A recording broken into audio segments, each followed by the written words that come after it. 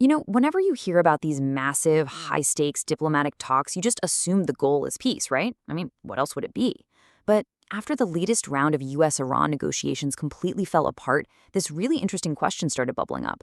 What if the story we're all being told isn't the real story? Okay, let's get into it. And this is the big one. This question completely flips the script on how you look at this whole situation. See, we're not going to just ask why the talks failed. No, we're going to dig into something way more provocative. Was failure actually the goal all along? For both sides? All right, so let's set the scene here. Picture this. These historic talks are happening in Pakistan.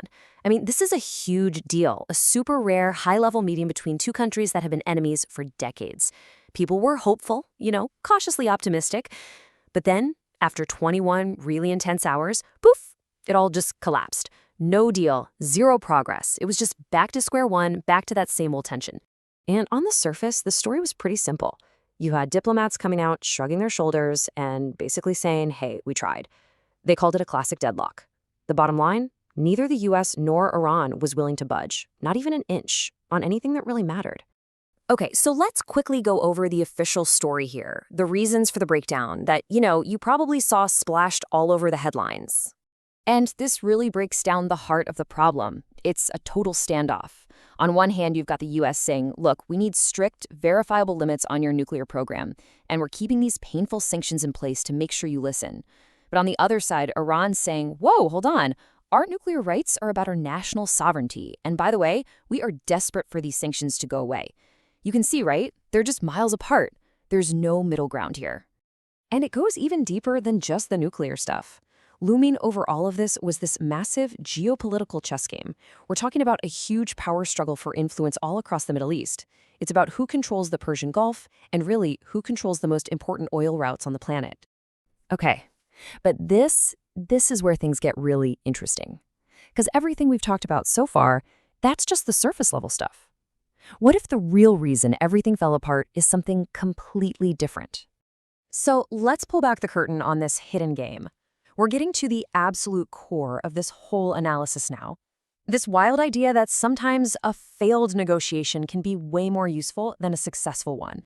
And what's so fascinating here is how it completely changes what negotiating even means. Think about it. For a country like Iran, just showing up to the talks isn't always about making a deal. It can be pure strategy. You look like you're playing ball, which takes the international pressure off, and crucially, it buys you time to keep working on your own goals, like, say, your nuclear program.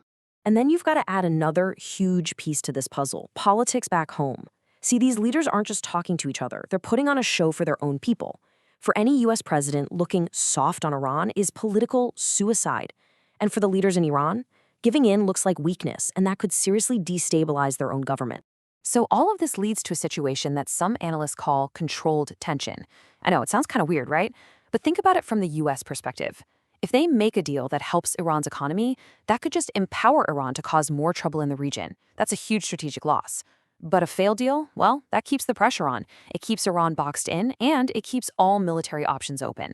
It's this tense, simmering state of affairs, but it's manageable. And it matters to all of us because this friction has a direct impact on things like global stability and even the price of oil. But really, at the end of the day, what's the biggest hidden reason for all this? It's simple. A total, and I mean total, lack of trust. After decades of sanctions, threats, and promises that went nowhere, you've got a situation where neither side actually believes the other would stick to a deal, even if they signed one tomorrow. And this brings us to what might be the most cynical and maybe the most realistic part of this entire explainer. It's the idea that conflict itself, or at least the threat of conflict, can actually be a really valuable tool. Yeah, just listen to that quote. Sometimes the threat of war is more useful than peace.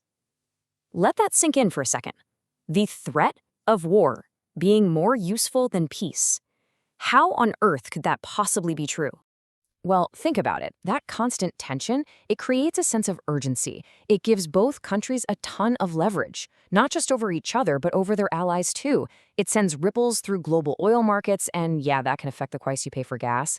And maybe most importantly, it keeps that military option on the table, making it a credible threat. Peace, weirdly enough, takes all of those powerful cards out of their hands. All right, so let's boil it all down. What's the real bottom line here, according to this way of thinking? Why were these talks just doomed from the start? Well, it starts with something super basic, right? A foundational truth. If you want peace, you have to be willing to compromise. And you can't have compromise without something even more important: trust. You've got to believe that the other side is actually going to do what they say they're going to do. But here's the problem. When it comes to the US and Iran, that whole foundation, it's just gone. It's completely shattered. There's zero political will for any real compromise, and there's absolutely zero trust built on.